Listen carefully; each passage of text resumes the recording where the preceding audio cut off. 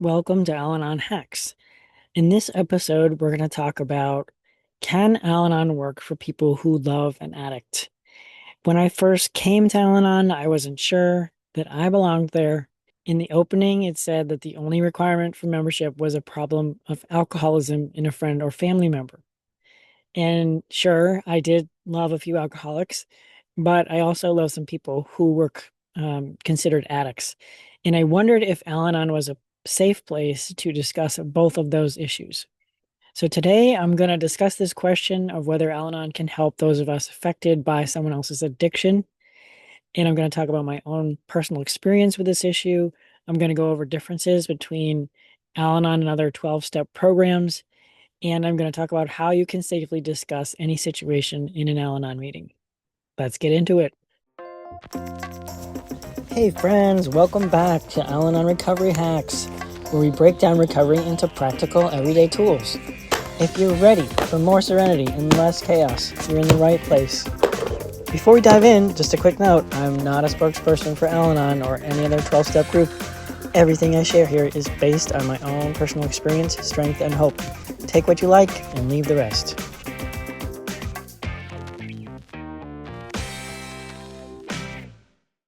All right, so what is Al-Anon and who is it for? For the newbies, Al-Anon addresses alcoholism's impact on the family. So in meetings, we discuss how we've been affected and we focus on our own healing rather than fixing or controlling the person suffering from the alcoholism. The core goal is achieving serenity through the use of detachment, boundaries, and acceptance. In theory, the principles of Al-Anon can apply to many situations, not just alcoholism. While the program is for people affected by alcoholism, Al-Anon's own membership survey shows that 45% of its respondents came to Al-Anon because of a drug problem in a relative or friend.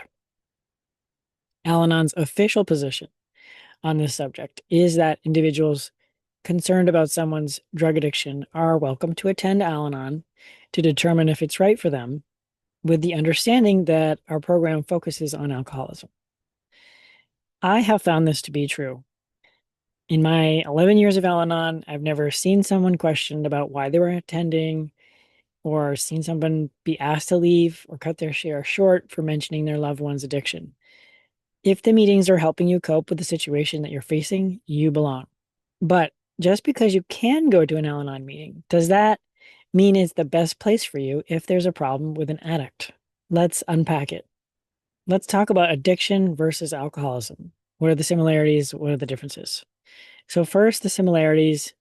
In Al-Anon, you might hear people talk about things like relapses, blackouts, legal trouble, deaths, treatment centers, loved ones in recovery. These things and many other things are pretty relatable, whether you're thinking about the alcoholic or the addict. Both types of substances can bring chaos, dishonesty, and unpredictability into families. And both can leave us, the people affected, feeling powerless, angry, hurt, confused.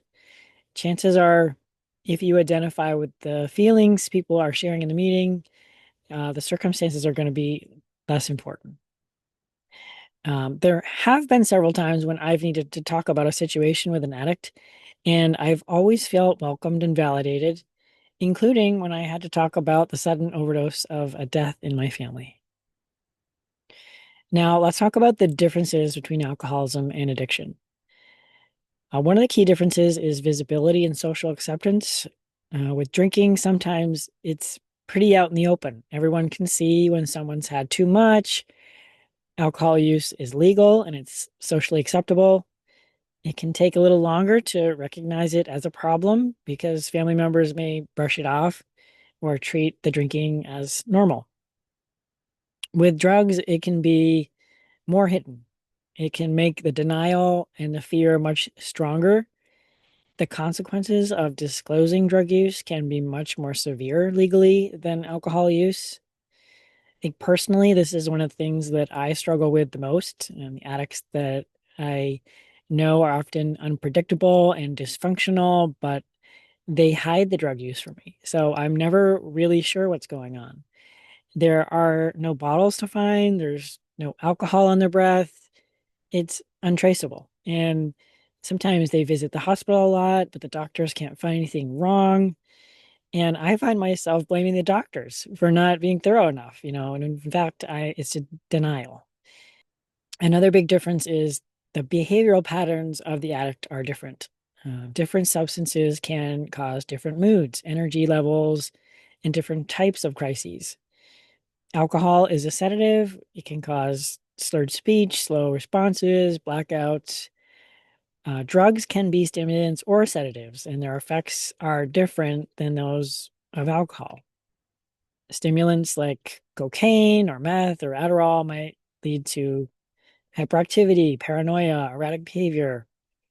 Opioids might cause more of the sedative effect, nodding off or disappearances.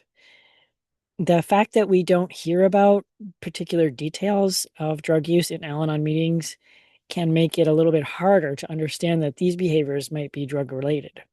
There's also health and safety concerns that are different. Drug addiction can sometimes bring more immediate physical risks of overdose, dangerous environments, or legal trouble. And that can make family members feel like they're constantly in a life or death situation. It's a little bit different than with alcohol. So I want to mention that there are other 12-step fellowships that might be helpful. There is Al-Anon, which is for families and friends of people addicted to drugs. And there is Mar-Anon, which is for families and friends of those struggling with marijuana addiction. I encourage you to look up both if they apply to you. Just note that all of these programs are based on the 12 steps. They're all going to emphasize personal recovery and not fixing the addict. A lot of people go to both Al-Anon and another program such as Nar-Anon. So, try different meetings and see what feels best. There's really no wrong way. And the goal is just to find something that helps you heal. One thing that I will say is that Al-Anon is a much larger program than any of the other ones that I've mentioned. And so it might be more difficult to find an in-person meeting if you try Nar-Anon or Mar-Anon. And just a fun fact is that 31% of Al-Anon members in the last member survey said that they also considered themselves a member of other recovery programs, including AA. So there's nothing wrong with having two different programs. So now I will explain how to share in an Al-Anon meeting when your loved one's addiction is not alcohol. One thing you can do is use general terms to refer to that person. You can say, my loved one, or the person I care about, instead of using a term like addict. You can also refer generally to the things that they're using, say the substance use or using instead of shooting up or smoking. You can keep the shares focused on your emotions and growth and not on the addict's details. So instead of saying, I found my partner's pills and now I know he's using again, you might say, I'm struggling with fear and control right now. My partner relapsed and I'm trying to practice detachment. Sometimes leaving out the details can actually protect the anonymity of the addict in our life, and it also lets us express our anger and disappointment and frustration without the fear of someone figuring out who it is or what it is. So, to wrap up, did we answer the question, does Al Anon actually work for people who love an addict? That is up for you to decide. For me, I can say yes. It has helped me several times when I was dealing with addicts in my life. The steps have helped me heal a lot of those hurts and detach from the actions of those people. In the fellowship, I have found many others who also love addicts, and I can definitely talk to them about the details of the situation. I can talk to my sponsor about how to apply the steps to the situation. There really are no musts or rules in Al Anon, which definitely makes it flexible enough for me to include this particular challenge in my recovery. My advice is to try a meeting. There is no requirement to share an Al Anon. You can go and listen and decide if it's right for you. If you're hurting because of someone else's addiction, You don't have to do this alone.